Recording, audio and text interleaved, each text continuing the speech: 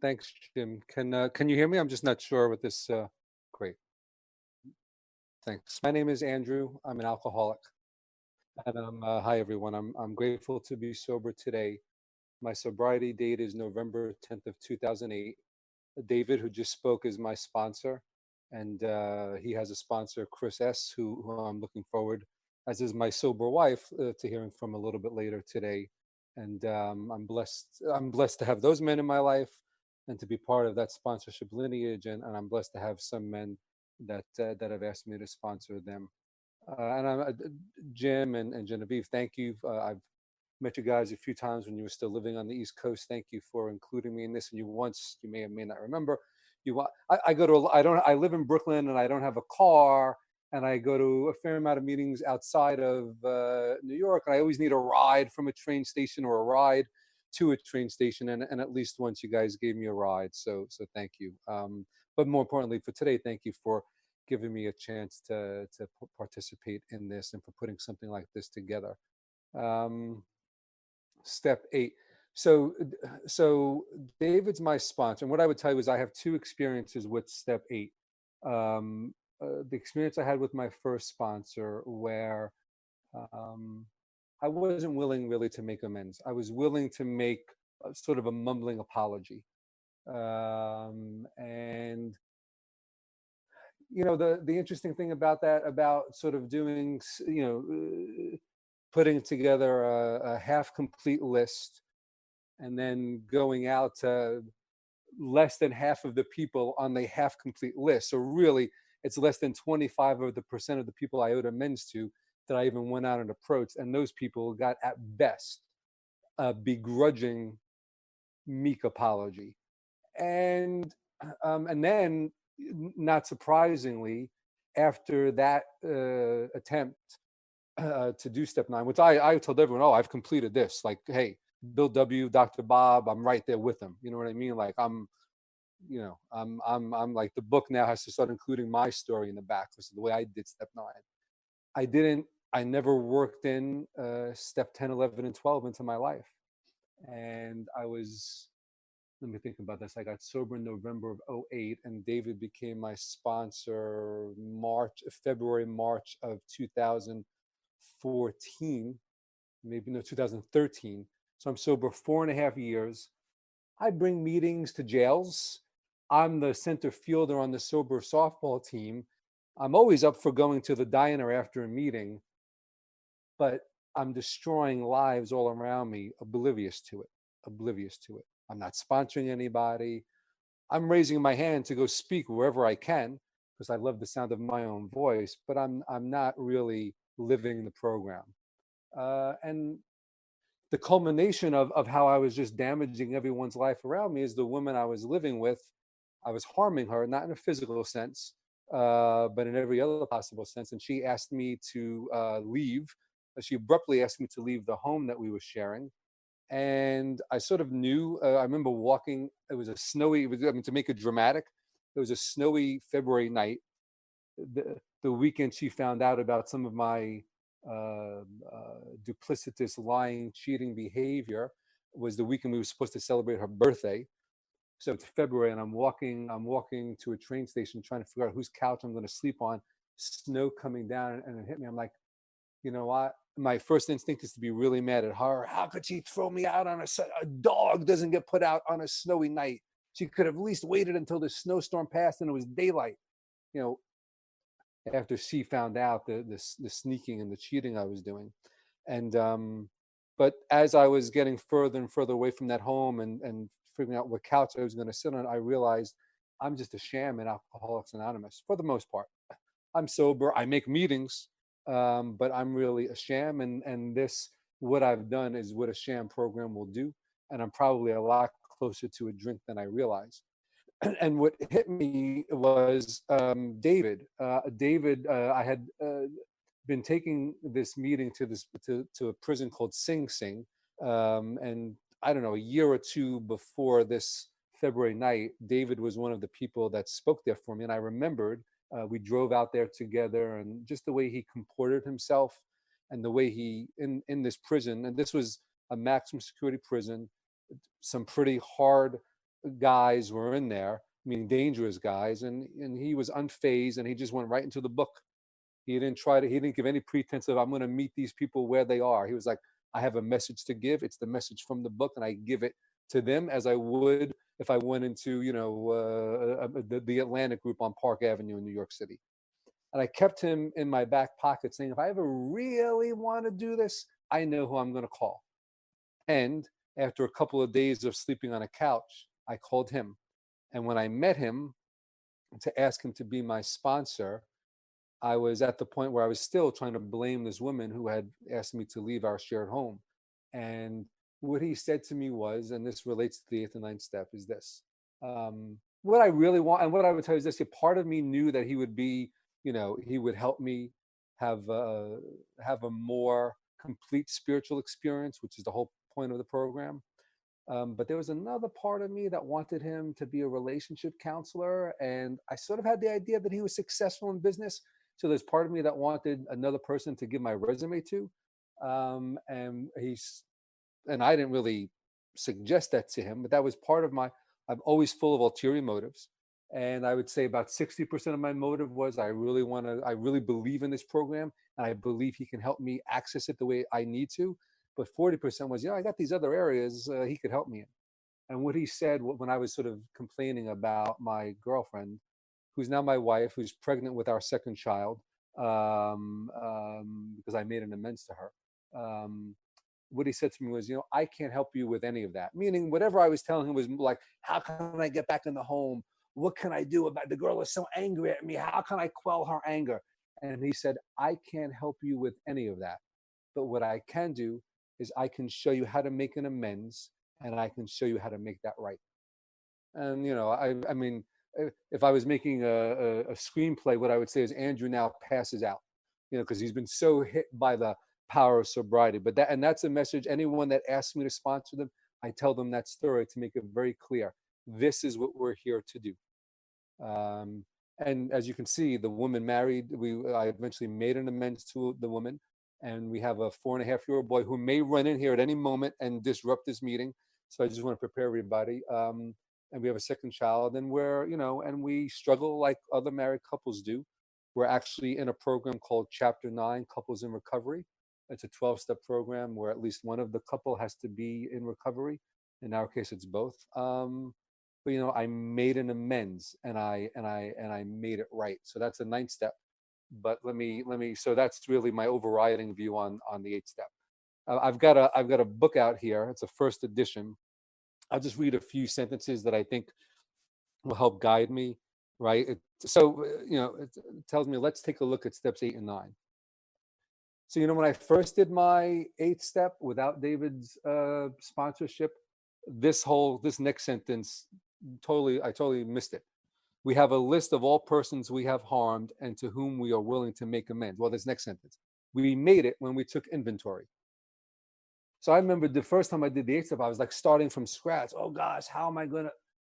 What I've really got to do? I got my fourth step list. Boom, everyone on there. I've at least got to make an eight. We do David to me and myself to the men I sponsor index cards. David made it clear I had to do 3x5 index cards. Anyone I sponsor, an index card is good enough. I'm not too concerned about size. I love you, David. It's not taking your inventory. It's a wonderful thing you did for me. I needed that kind of direction, and then I add to that, meaning I never had a resentment against my maternal grandparents, but I harmed them. So the list of all people that go on that I create index cards for, I have to add to it besides who's on my fourth step, right? So that's number one. If anyone, I don't want to, if anyone's unclear how to start, that's a very simple way to start. It really takes a lot of the work out of it, because I'm like most alcoholics. The last thing I want to do is work. So this really makes it easy for me. It really takes away half the excuse. I got to sit here and think about who I've harmed. No, put it on your list. Now, why am I doing this, right? Why am I doing this? Now we go out to our fellows and repair the damage done in the past. We attempt to sweep away the debris which has accumulated out of our effort to live on self-will and run the show ourselves. So it gives me another reminder, right? It makes it very clear to me in step 3 that self will run riot is my problem, not alcohol. So what's not my problem? Alcohol, my mom, my dad, every boss I've ever had, every girl I've ever looked at, every relative who didn't return my phone call when I wanted it returned. Right? No, my biggest problem is self will, um, and what I'm looking to do here, this sort of little hint here is that this is going to really help me sweep away what living a life like that has done for me. In steps 4 and 5, it tells me I took a drastic self appraisal. But if I don't carry on, I'm not sweeping away the damage I've done. So it's imperative for me to live this life to do that. Um, and then it tells me, I'll get into some examples of where I wasn't willing specifically. If we haven't the will to do this, we ask until it comes. Who do I ask? Do I ask David for the will? Do I ask the butcher? No, I ask my higher power. I get on my knees and say, you know what? I know I owe Steve an amends. I just don't want to see him. I don't want to deal with what he's going to tell me. Please help me become willing. When I had to make an amends to the woman who's now my wife, I didn't want to cheating. The last thing I wanted to do, sit there and I thought she might hit me. I had to get on my knees and ask for that willingness. And it tells me, remember, it tells me in italics, it was agreed we would go to any length for Victor Oracle. So this is where it's really starting to get serious, because for me, I used to think going to any length is, if I go to the 7 o'clock meeting and there's no chairs for me, I'm going to open up that meeting book and I'm going to run to the 7:15. That's going to any length. Now, any length is the things that make me most uncomfortable, I have to do. So doing stuff in the 5th step makes me really uncomfortable. Exposing those dark nooks and crannies, those things make me really uncomfortable, right? And so uncomfortable that when I did my first 4th step, and this is, by the way, you want a preview as to doing an 8th step and a 9th step like I first did. Here's the way you will do it. You will not have everything on your 4th step. You will not tell your sponsor everything that you should on your 5th step. You will leave things out because you are full of fear like I am. And that will then lead to a half-assed 4th step, a half-assed 5th step, half-assed 6, 7, and a probably a 10% step 8 and 9. And that will lead to you to harm everyone you love, oblivious to it. So this is really reminding me. We would go to any lengths for Victor Oracle, that I have to be prepared to deal with the pain that this is going to cause me. Now, I remember, I've got until 15 past there. I remember this first meeting with David.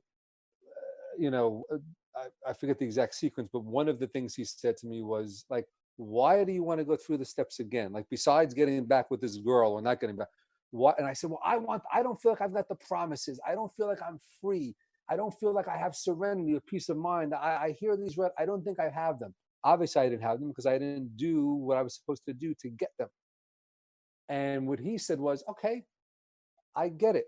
You want those promises, but they're not an end to themselves. If you get them, you have to be willing to give this to other people. You can't just get those promises and walk away.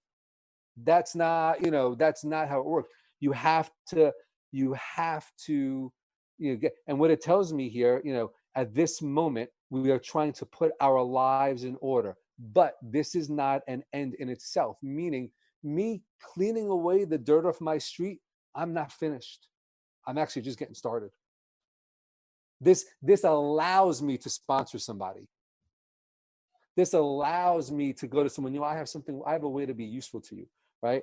And then it tells me our real purpose is to fit ourselves to be of maximum service to God and the people about us. So it's telling me also, like, the nice feeling I get when I make that magical amends, I'm not doing it for that.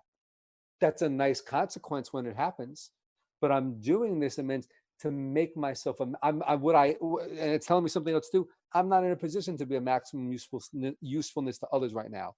I'm not in a position at all. So it's telling me if I want to be that, I have to do this. Right? These are very valuable ways to look at why I should become willing. And then, later on in the paragraph, it tells us that he, meaning the person or she, the person I'm making amends to is going to be more interested in a demonstration of goodwill than in our talk of spiritual discovery. So now I'll start getting to some 8-step examples of my index cards. So by the time David and I had come together, I had been in AA 3.5 years, and there were a fair amount of people that I had harmed that were members of Alcoholics Anonymous. How did I harm them? I pretty much told them that their AA program was garbage. And oftentimes with sarcasm and in front of friends. And some of those people had relapsed. And some of those people might have had violent tendencies. And I remember, like, when I was like, okay, I went with David. I said, well, here's my list. And, I said, now here we get into these people I had harmed. There's one guy, James, I'm thinking of. And I said, I think I should maybe do him last, if at all. And he said, okay, why? I said, well, here's the thing. He's a relapsed member of AA. I know he carries a knife.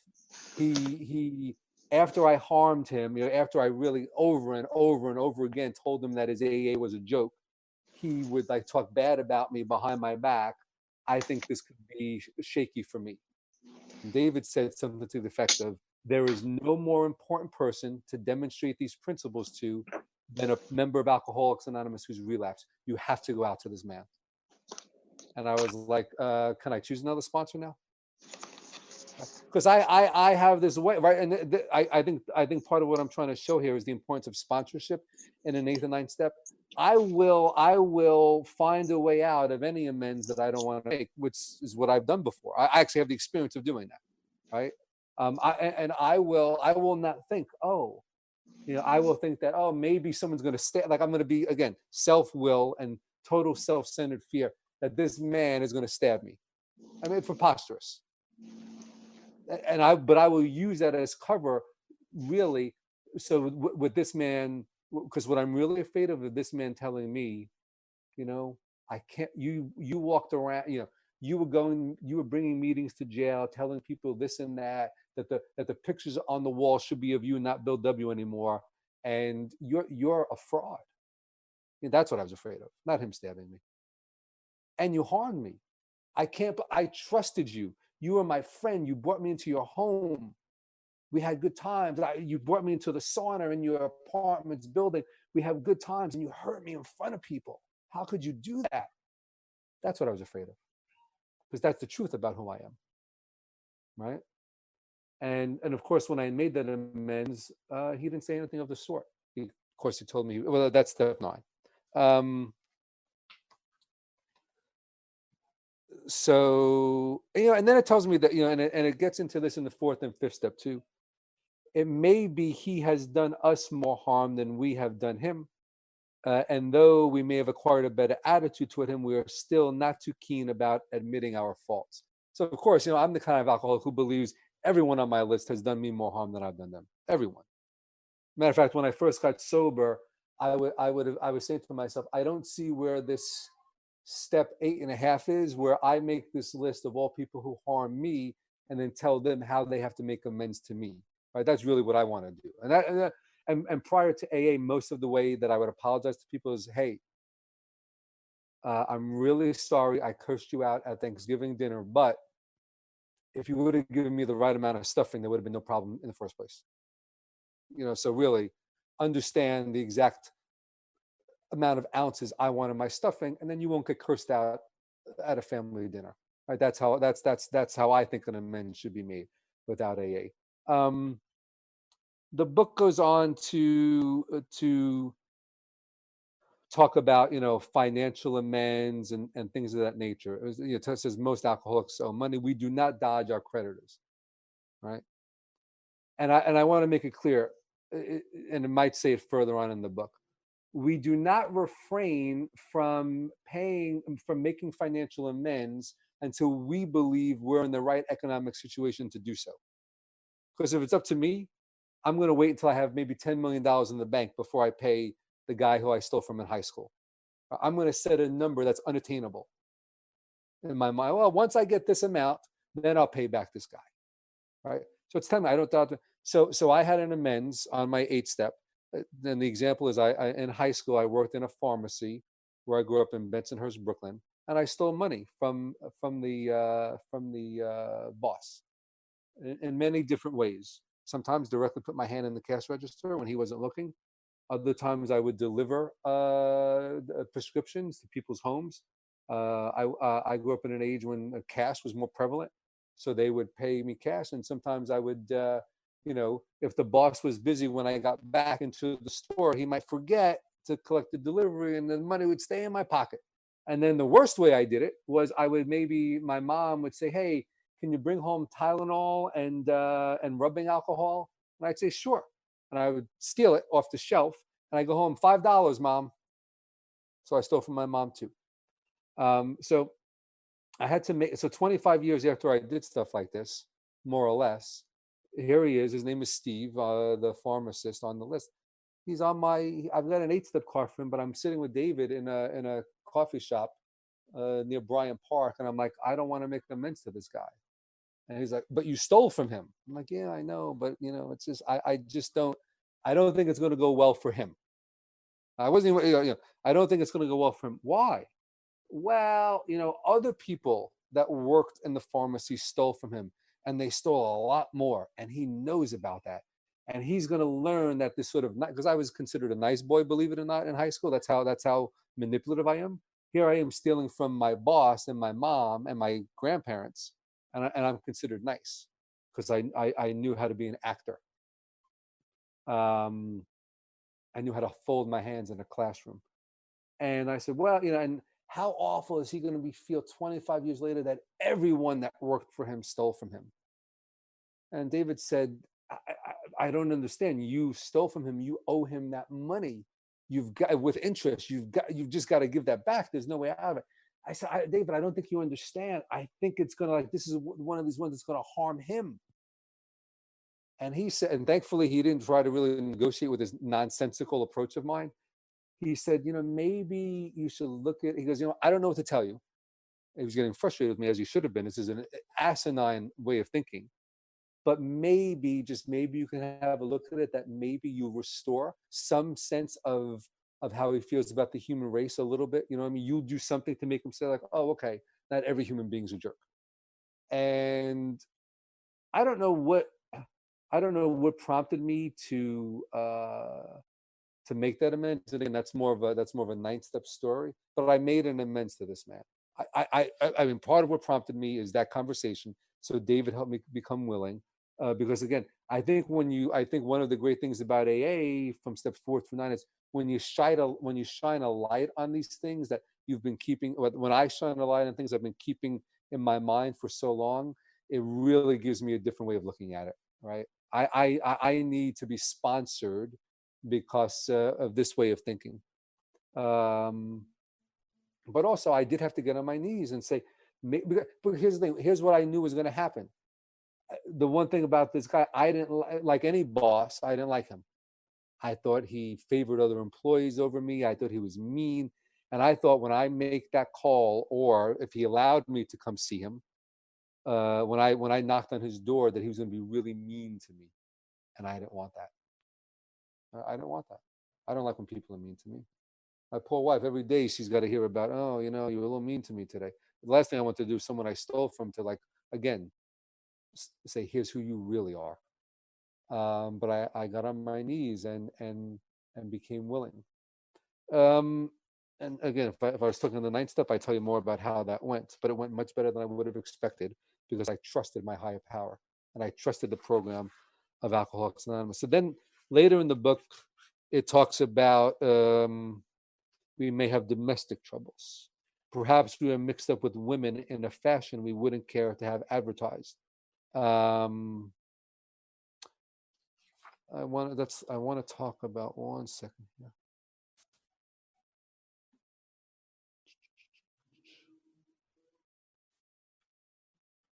I'm just looking. There's a really nice way it explains how to do what I did with my wife and some of these women I was involved with when we dated.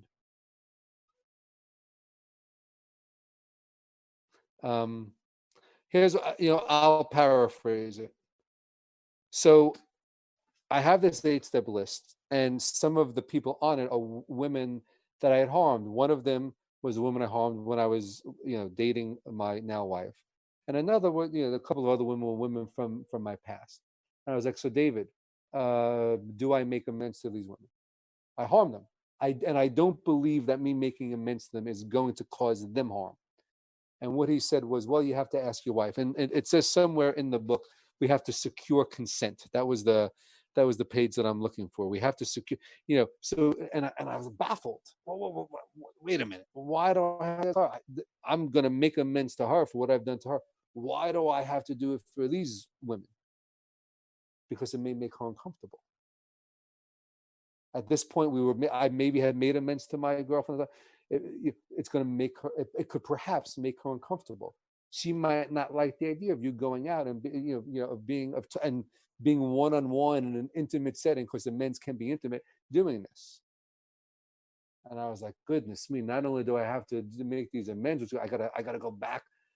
I'm just starting to get this thing repaired, and I've got to open up this again. I'm completely unwilling, and completely oblivious that I should do that. Not even thinking.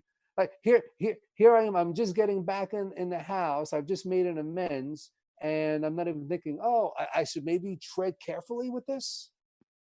Maybe my wife, in the fifth step, in the fourth step, it tells me, where did I arouse jealousy, suspicion, and bitterness? Here, and I'm sitting there oblivious that this may arouse jealousy, bitterness, or suspicion. You know, it says the alcoholic suffers from hundreds of forms of self-delusion. There's a chunk of them.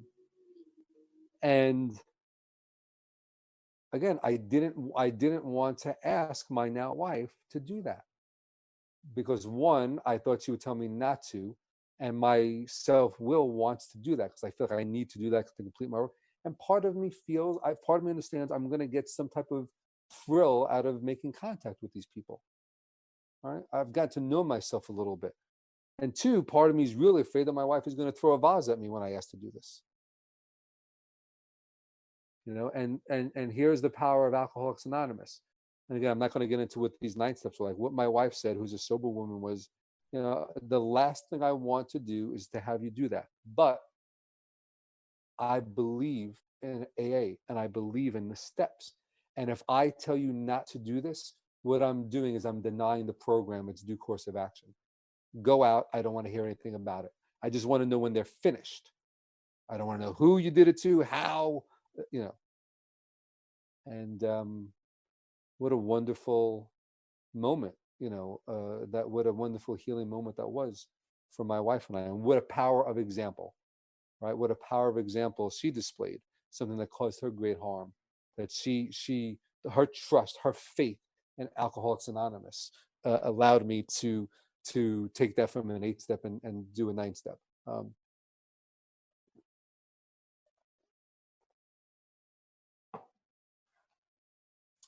Let me take a quick look at the book and see if I can spend a few more minutes wrapping this up. Well, I think some of the stuff I just talked about speaks right to this chapter, right? The alcoholic is like a tornado roaring his way through the lives of others. Hearts are broken, sweet relationships are dead, affections have been uprooted. Selfish and inconsiderate habits of mine have kept the home in turmoil. We feel a man is unthinking when he says that sobriety is enough. Right, so this idea, don't drink at meetings, it's the most preposterous thing that has ever been said in the halls of Alcoholics Anonymous. Or, you know what, I need to practice 1 step perfectly, not drinking. When I say things like that, I'm unthinking. Andrew is like the farmer who came up out of his cyclone cellar to find his home ruined. He remarked, don't say anything the matter here, Ma, ain't it grand the wind stopped blowing? So the idea that I haven't drank in 11 years, but if I'm not doing this stuff, it's like that. I don't even see a house has been destroyed. I just know the wind has died down. And then it does get into the first way I did my 8th and 9th step, a remorseful mumbling that we are sorry won't fill the bill at all. We ought to sit down with the family and frankly analyze so what I would say is, and this does go on an 8th step. So what I was instructed to do with these index cards is, 1, put those names from the 4th step on it. but then two, put the harms that I've done to people on there, right? So the idea is I've got to sit down and frankly analyze what I've done wrong. So, when I think about what was on my mom's index card, I won't even say some of the things that are on there because it's not appropriate, right?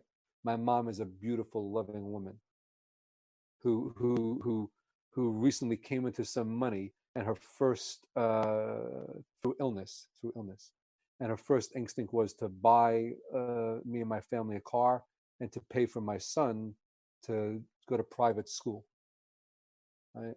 And some of the things I had to make amends for some of the names I called her.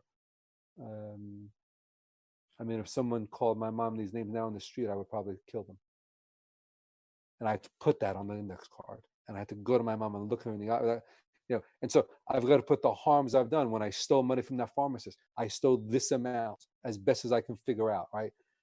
To my wife, these are the harms I've done, right? What I've got to put on that card, what I've done wrong. If I don't, two things are going to happen. One, it's going to lead me to make a remorseful moment. And two, I'm probably, because I am going to get a little nervous when I go out there to do this, and it's going to be very unclear to me what I'm there to do.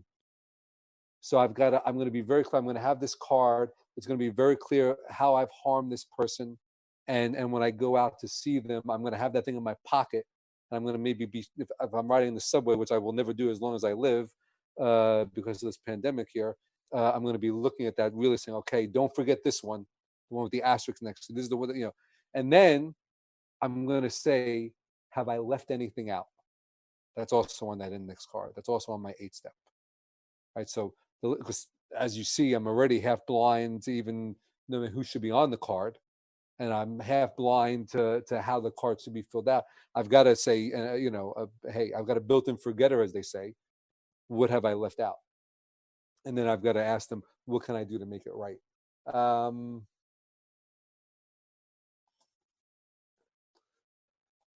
And then,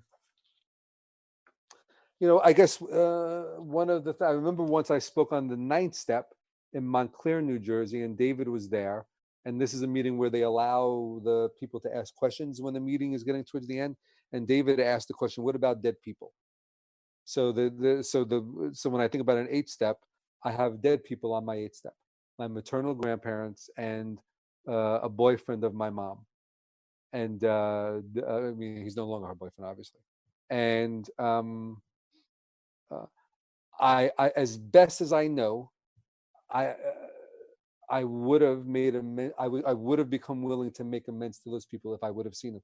I did do something to make a 9th step to them, but again, that's I'm sure the person who's going to follow me will give very good examples of 9th step. But as I'm creating my list, dead people have to be on there. I've harmed them. I've harmed them. If anyone's dead that I've harmed, to not become willing to make amends to them, I have to put them on there, right? It says we don't worry about them if we can honestly say it for ourselves. We could write them if we could.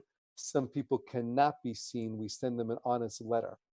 Um, and there may be a valid reason for postponement in some cases, but we don't delay it if it can be avoided. I like that. They don't really tell me what the valid reason may be, but they're saying, look, before you get too far down the road of coming up with all the valid reasons, don't delay it if it can be avoided. And again, I don't know if this straddles the line between 8-step and 9th step, but one thing I was told is we don't barge in on people. So someone I haven't seen in 25 years, I don't just knock on the door. Hey, here I am, right?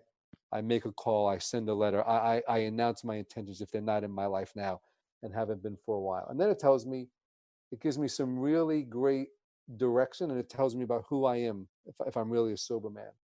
We should be sensible, tactful, and considerate and humble without being servile or scraping.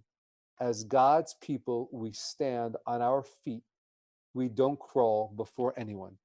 So it's telling me as a sober man, that's who I am, right? And that's what a wonderful way that is to live. And what I will tell you is that as a result of getting through steps 8 and steps 9, it's hard to know, is that I am much more able to stand on my own feet and not crawl in front of people. Right? I'm much more able to speak my truth. Um, because I've really swept away the debris of my past. And I'm starting to learn how to live with other people, right? And then it gets into the promises. So look, I'm not someone who feels that I need to take up all of the time. I'm trying to think if I have one more example. I gave some dead people. Yeah, well, let me give my mom's boyfriend.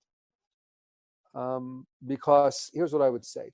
This is one of those where I could sit here and really say, you know what, a lot of wrong was done on his part, and the wrong was, one, he was married when my mom was dating him. He was a member of La Cosa Nostra, so he was a criminal. He at some point when I was about 10 or 11, he dated my mom from the time I was 3 to the time I was 18.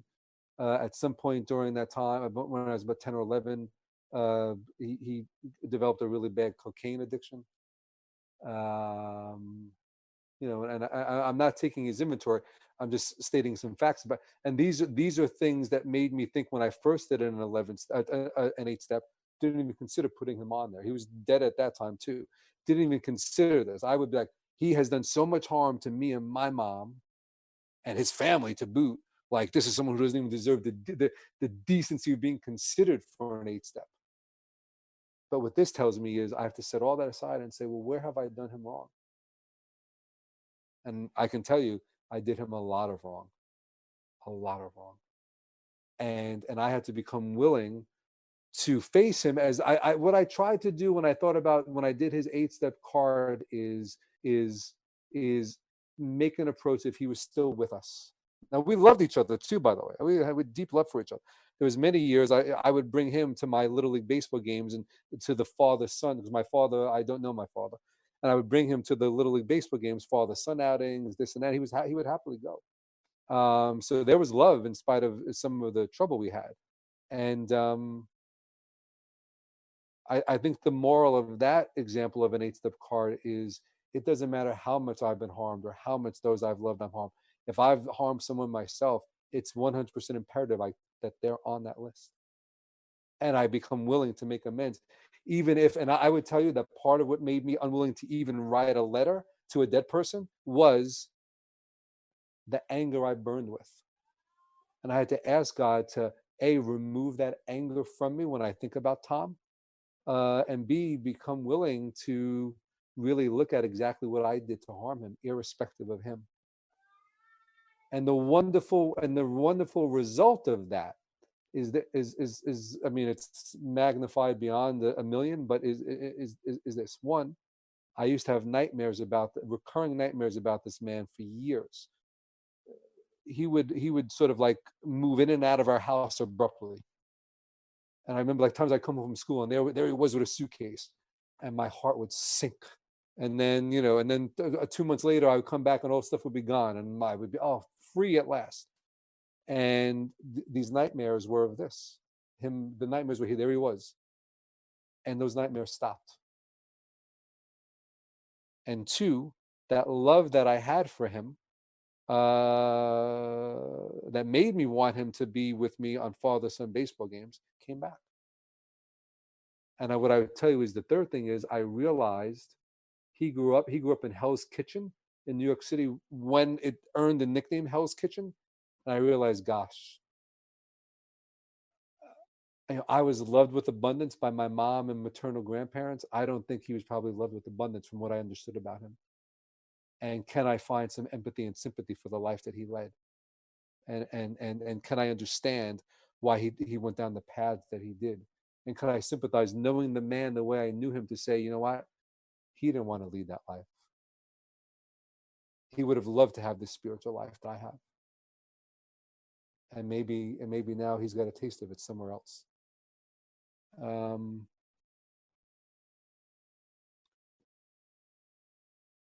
and I think the ultimate results of this of having a spiritual awakening, are freedom. By doing an 8-step and doing all these steps as I become free. And even in the situation that, and I live in the epicenter, I'm not looking for extra sympathy or pity. I'm not saying I live in the epicenter of this virus, and I'm closer with everyone in my life right now, my wife, my son, my mother, anyone I've made amends to. And, we've got a child on the way. We're moving to Colorado on May 20th. And we're forging a new life. And that forging of a new life is a direct result of Alcoholics Anonymous. And, and I just thank everyone on this meeting and everyone that's come across my path for my sobriety. Thank you.